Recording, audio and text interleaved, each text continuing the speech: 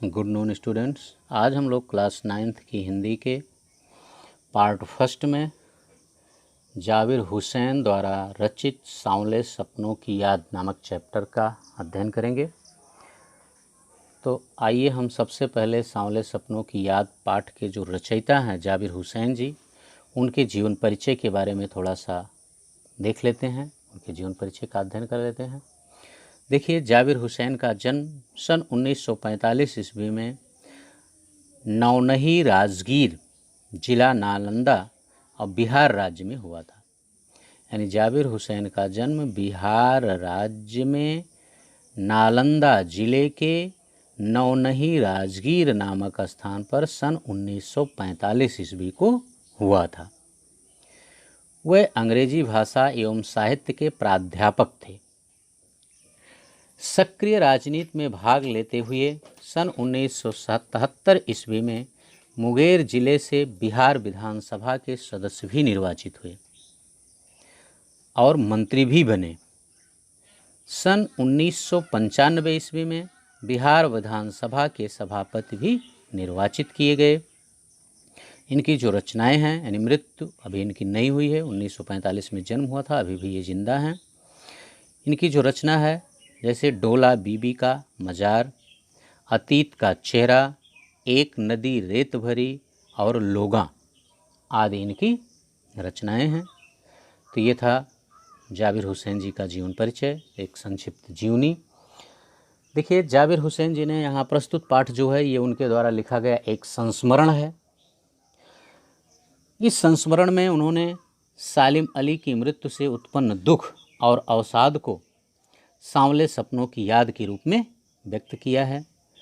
सालिम अली का स्मरण करते हुए लेखक ने उनका चित्र प्रस्तुत किया है, यानी उनके साथ बिताए हुए पलों को याद करके उनका एक चित्र, शब्द चित्र प्रस्तुत किया है यहाँ लेखक ने। तो आइए अब हम इस पाठ को देखते हैं। सांवले सपनों की याद। सुनहरे परिंदों के खूबसूरत पंखों पर सवार सांवले सपनों का एक हुजूम मौत की खामोश वादी की तरफ अग्रसर है। मौत की खामोश वादी की तरफ अग्रसर है, यानी सुनहरे परिंदों के खूबसूरत पंखों पर सवार होकर सांवले सपनों का एक हुजूम। सांवले सपना, देखिए सांवले का मतलब होता काला, यानी धुंध जो हल्का प्रतीत हो। यानी इसमें जाबिर हुसैन जी, लेखक कहता है कि सालिम अली की कुछ हल्की हल्की यादें जो हैं वो सुनहरे परिंदा माने होता पक्षी, एक सुनहरे पक्षी के खूबसूरत पंखों पर, सुंदर सुनहरे पक्षी के पंखों पर सवार होकर के वह मौत की खामोश वादी की तरफ अग्रसर हैं, अर्थात उनकी मौत के बाद भी वह हमें याद आ रही हैं। कोई रोक टोक सके कहाँ संभव है, और इस मृत्यु के बाद भी किसी को, अर्थात उन यादों को रोकने वाला कोई हो, ऐसा संभव ही नहीं है। इस हुजूम में आगे आगे चल रहे हैं सालिम अली। यानी लेखक यहाँ कह रहा है कि जैसे हुजूम, सपनों का हुजूम है, यादों का हुजूम आया है, तो कई लोगों की यादें आई हैं, लेकिन उसमें सबसे मुख्य जो व्यक्ति है जिसकी याद आज याद आ रही है, वह है सालिम अली। अपने कंधों पर सैलानियों की तरह अपने अंतहीन सफ़र का बोझ उठाए। लेखक कहता है कि सालिम अली जी सैलानियों के समान, जो टूरिस्ट होते हैं उन्हें सैलानी कहते हैं, सैलानियों के समान अपने अंतहीन सफ़र का, यानी जिसकी याद का सफ़र कभी समाप्त नहीं होने वाला है, ऐसे सफ़र का बोझ उठाए हुए अपने कंधों पर सालिम अली जी चले आ रहे हैं। लेकिन यह सफ़र पिछले तमाम सफ़रों से भिन्न है। लेखक कहता है कि सालिम अली ने अब तक जितनी यात्राएं की हैं, उन यात्राओं से, उन सफ़रों से उनका यह सफ़र काफ़ी अलग है। भीड़ भाड़ की ज़िंदगी और तनाव के माहौल से सालिम अली का यह आखिरी पलायन है। लेखक कहता है कि सालिम अली जी का एकांत पलायन दिखाई दे रहा है, जो कभी की भीड़ भाड़ से रहित है, अर्थात इस तरह का पलायन अभी तक सालिम अली जी ने नहीं किया था। जब भी उन्होंने कोई यात्रा की थी, वह लोगों को साथ लेकर के किया था, लेकिन इस बार उनकी यह यात्रा इससे अलग है, क्योंकि वो अकेले इस यात्रा को कर रहे हैं।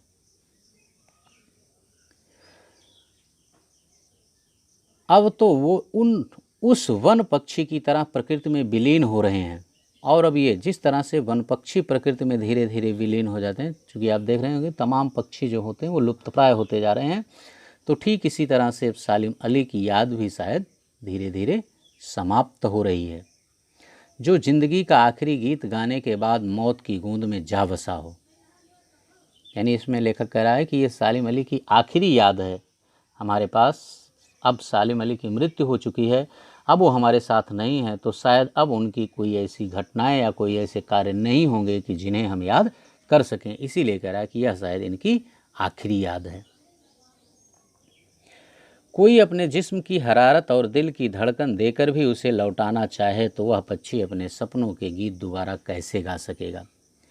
देखिए यहाँ एक हरारत शब्द आया है। हरारत माने होता है गर्मी, ठीक ना।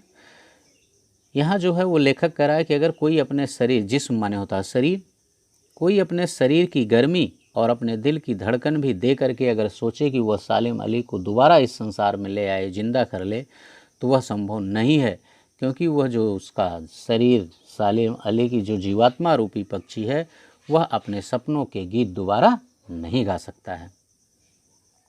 मुझे नहीं लगता कोई इस सोए हुए पक्षी को जगाना चाहेगा। लेकिन लेखक कह रहा है कि सिर्फ इतना ही नहीं है, अब मेरी यह भी इच्छा है, मैं यह भी जानता हूँ कि अब कोई इस सालिम अली की जीवात्मा रूपी पक्षी को कोई दोबारा जगाना नहीं चाहेगा, अर्थात उसे जिंदा करने का भी प्रयास नहीं करेगा, क्योंकि वर्षों पूर्व खुद सालिम अली ने कहा था कि लोग पक्षियों को आदमी की नज़र से देखना चाहते हैं। क्योंकि लेखक कहता है कि कई वर्ष पूर्व हुए खुद सालिम अली जी ने इस बात को स्वीकार किया था कि लोग पक्षियों को आदमी की नज़र से देखना चाहते हैं। यह उनकी भूल है, ठीक उसी तरह जैसे जंगलों और पहाड़ों, झरनों और आबशारों को वे प्रकृति की नज़र से नहीं आदमी की नज़र से देखने को उत्सुक हों। देखिए यहाँ लेखक कह रहा है कि लेकिन शायद यह सालिम अली की भूल हो, ठीक उसी प्रकार से जैसे जंगल और पहाड़, झरने और आबशार को वे प्रकृति की नज़र से नहीं आदमी की नज़र से देखने को उत्सुक हों। यहाँ लेखक कह रहा है कि शायद सालिम अली की यह भूल होगी कि लोग पक्षियों को भी मनुष्य की नज़र से देखना चाहते हैं, लेकिन यहाँ तो ऐसा है कि लोग पक्षियों को भी आदमी की नज़र से देखना चाहते हैं, जो है यह उनकी सबसे बड़ी भूल है। क्योंकि यहाँ देखिए लेखक कह रहा है कि ठीक उसी तरह से जैसे नदी को, पहाड़ को, जंगल को, झरने को और आबशार को लोग जो है वह इस प्रकार से देखना चाहते हैं, ठीक है ना, यानी मानव की नज़र से देखना चाहते हों, यह शायद उसी प्रकार का है।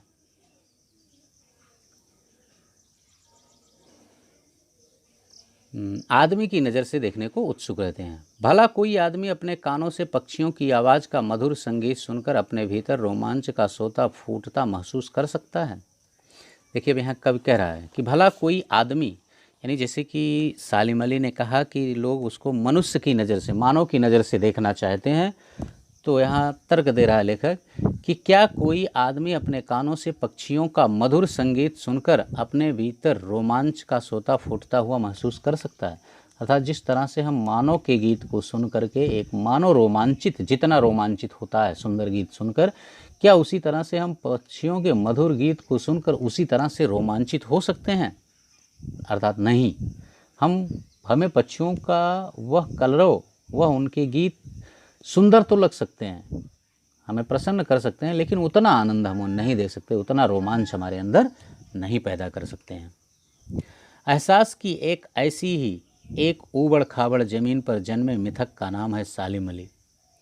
लेकिन लेखक कह रहा है कि ऐसे ही एहसास की एक ऊबड़ खाबड़ ज़मीन पर जन्म लेने वाले, एहसास का मतलब कह रहा है, इसलिए एहसास कर रहा है कि यह भावना ही है, क्योंकि सालिम अली अब जिंदा है नहीं, तो अब केवल वो भावनाओं में ही जन्म लेते हैं। ऐसे ही हल्की फुल्की भावनाओं में जन्म लेने वाले हैं सालिम अली। पता नहीं इतिहास में कब कृष्ण ने वृंदावन में रासलीला रची थी और शोक गोपियों को अपनी शरारतों का निशाना बनाया था।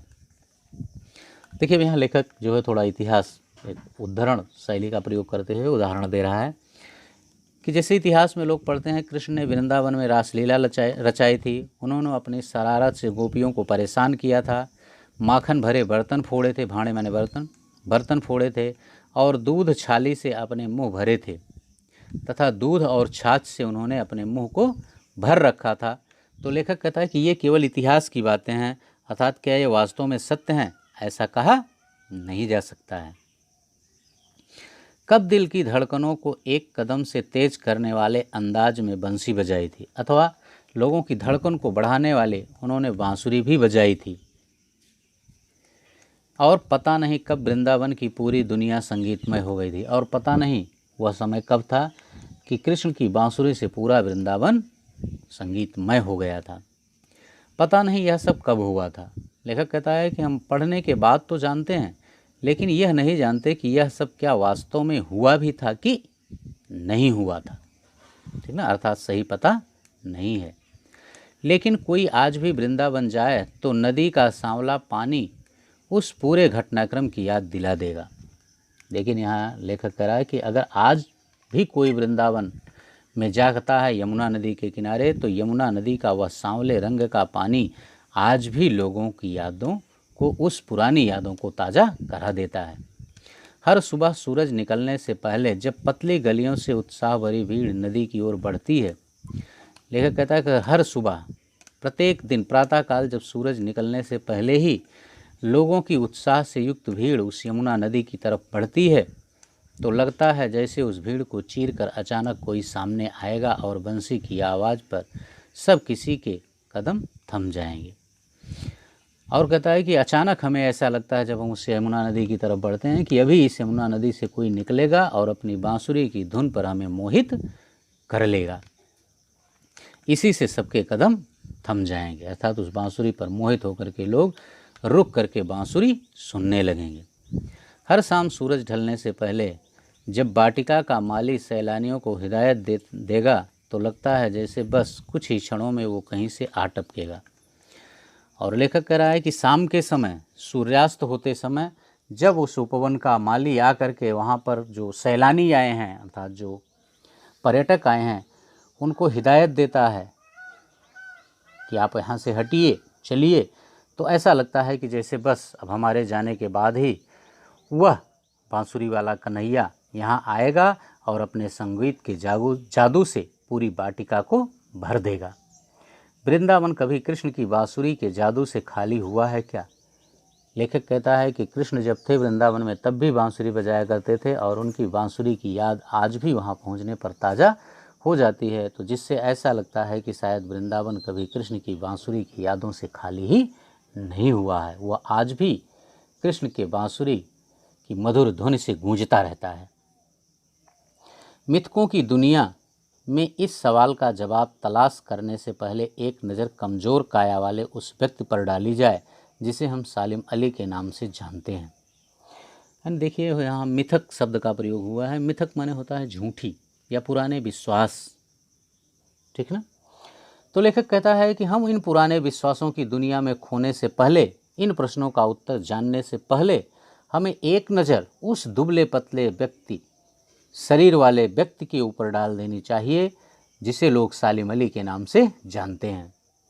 उम्र को सती तक पहुंचने में थोड़े ही दिन तो बच रहे थे। सती माने होता है 100, अर्थात सालिम अली जो हैं वो लगभग 100 साल के होने वाले थे। संभव है लंबी यात्राओं की थकान ने उनके शरीर को कमज़ोर कर दिया हो। लेखक कहता है यह भी संभव है कि शायद उनके जीवन की जो लंबी यात्राएं थी, क्योंकि 100 साल तक जीना भी आसान नहीं है, एक लंबा जीवन उन्होंने जिया रहा था, तो इस लंबी जीवन की यात्रा ने उनको शरीर से कमज़ोर कर दिया हो और कैंसर जैसी जानलेवा बीमारी उनकी मौत का कारण बनी हो। और फिर जब शरीर कमज़ोर हो गया तो वो कैंसर से पीड़ित हो गए और फिर वही उनके लिए घातक बनी। लेकिन अंतिम समय तक मौत उनकी आँखों से वह रोशनी छीनने में सफल नहीं हुई जो पक्षियों की तलाश और उनकी हिफाजत के प्रति समर्पित थी। लेखक कहता है लेकिन मरने के समय तक उनकी आँखों में पक्षियों की तलाश और पक्षियों को होने वाले कष्ट के बारे में जो उनको चिंता थी वह उनके आँखों से स्पष्ट झलक रही थी, स्पष्ट दिखाई दे रही थी। अर्थात वे आज भी उसी तरह पक्षियों के कष्ट को लेकर के चिंतित थे। सालिम अली की आंखों पर चढ़ी दूरबीन उनकी मौत के बाद ही तो उतरी थी। सालिम अली पक्षी प्रेमी थे, वो पक्षियों की खोज में भटकते रहते थे, टहलते रहते थे, एक पर्वत से दूसरे पर्वत, एक जंगल से दूसरे जंगल में। तो लेखक कहता है जब सालिम अली की मृत्यु हुई तभी वो जो दूरबीन लेकर के पक्षियों की तलाश करते रहते थे, तभी उनसे वह दूरबीन अलग हो सकी थी। उन जैसा वर्ड वाचर शायद ही कोई हुआ हो, ठीक ना। उन जैसा वर्ड वाचर यानी उनके जैसा कोई पक्षी खोजी शायद ही इस संसार में दूसरा कोई किसी ने जन्म लिया हो। लेकिन एकांत क्षणों में सालिम अली बिना दूरबीन भी देखे गए हैं। लेकिन यहाँ लेखक कहता है कि वैसे तो सालिम अली दूरबीन लेकर ही पक्षियों की खोज करते थे, लेकिन कभी कभी जब वो एकांत क्षणों में होते थे, एकांत में बैठते थे, तो शायद दूरबीन अपने से दूर रख देते थे। दूर क्षितिज तक फैली जमीन और झुके आसमान को छूने वाली उनकी नज़रों में कुछ कुछ वैसा ही जादू था जो प्रकृति को अपने घेरे में बांध लेता है। यानी दूर क्षितिज पर फैली जमीन और झुके हुए आसमान को छूने वाली, देखिए क्षितिज जो है, क्षितिज एक ऐसा स्थान है जहाँ पर आकाश और धरती मिलते हुए दिखाई देते हैं, ठीक है ना। तो यहाँ लेखक कह रहा है कि दूर क्षितिज तक फैली हुई जमीन जो है वह आँखों को वैसे ही अपनी तरफ, जैसे अपनी तरफ आकर्षित करती है, ठीक वैसे ही ये सालिम अली की जो याद है वह भी अपनी तरफ आकर्षित कर लेती है। सालिम अली उन लोगों में थे जो प्रकृति के प्रभाव में आने के बजाय प्रकृति को अपने प्रभाव में लाने के कायल होते थे।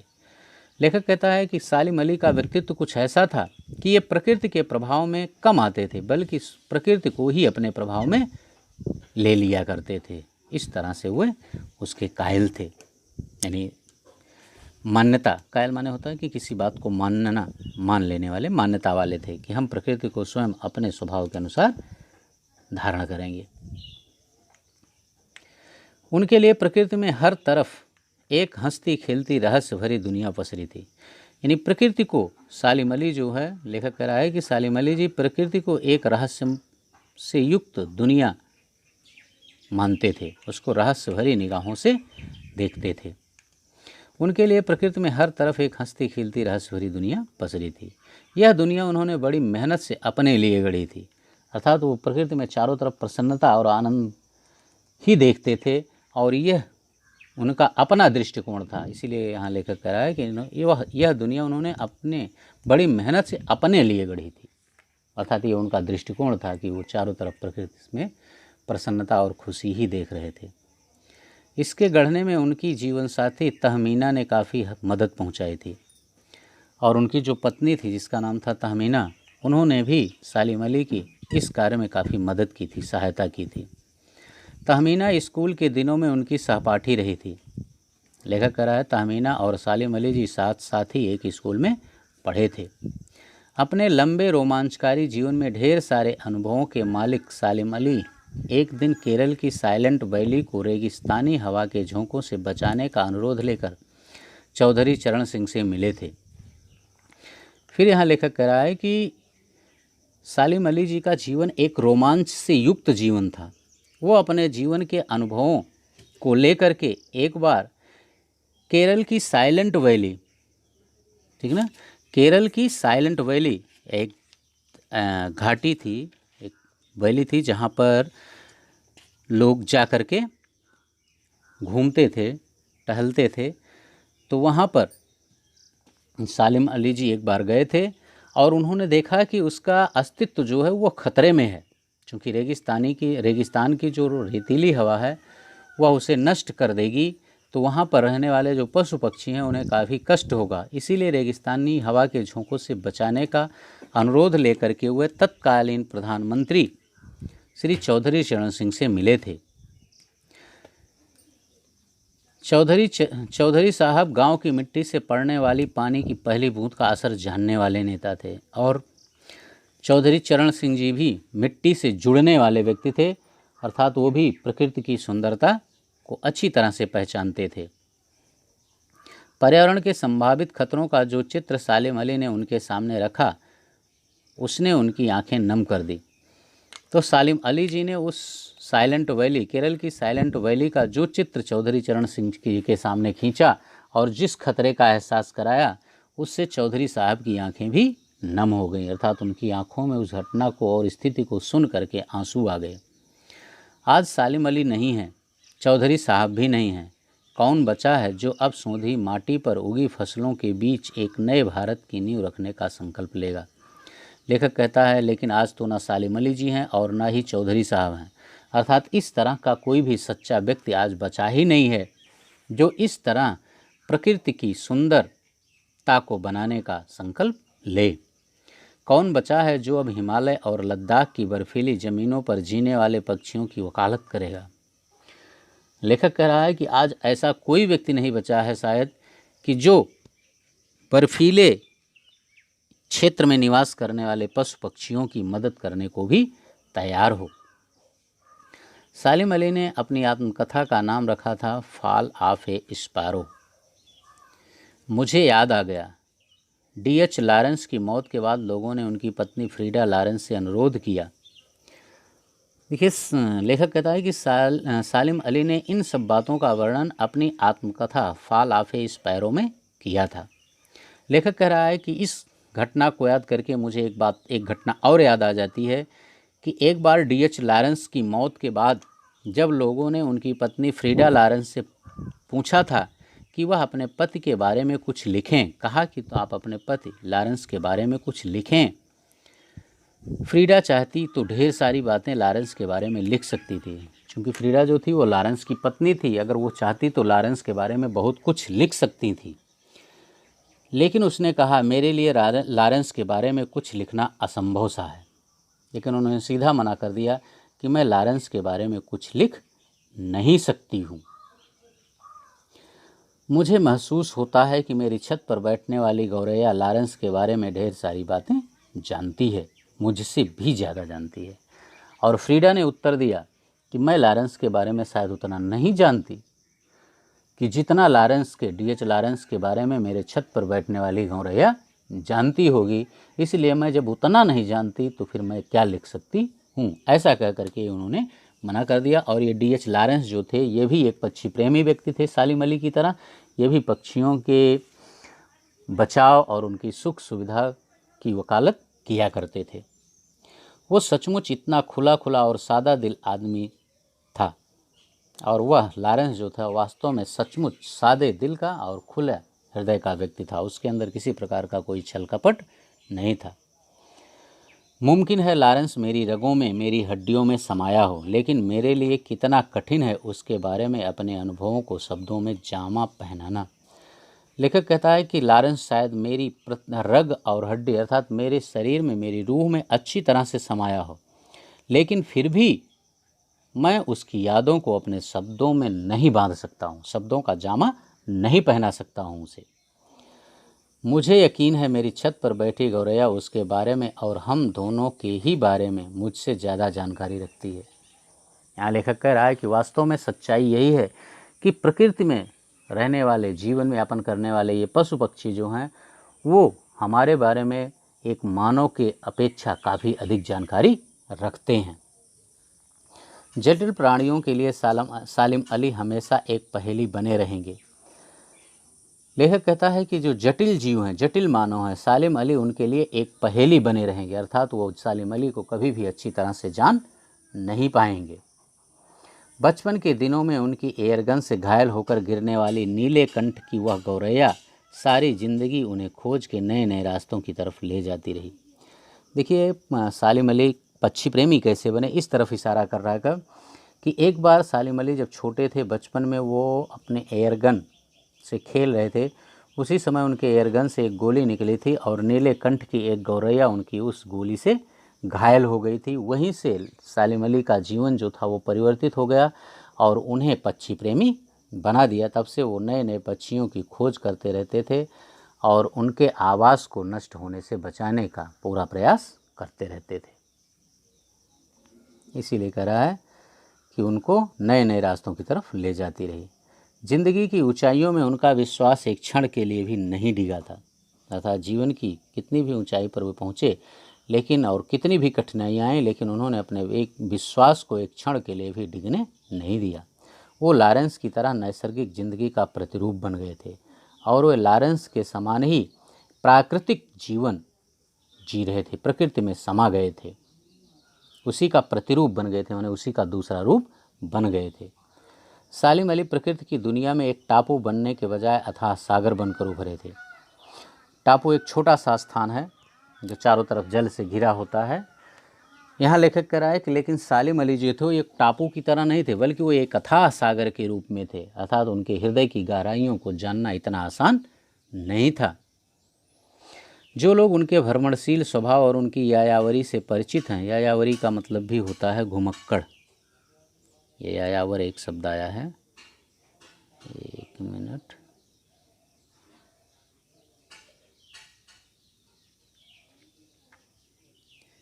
यायावर एक शब्द आया है, यायावरी। ये यायावर का मतलब होता है घुमक्कड़, ये है यायावर, ठीक है ना।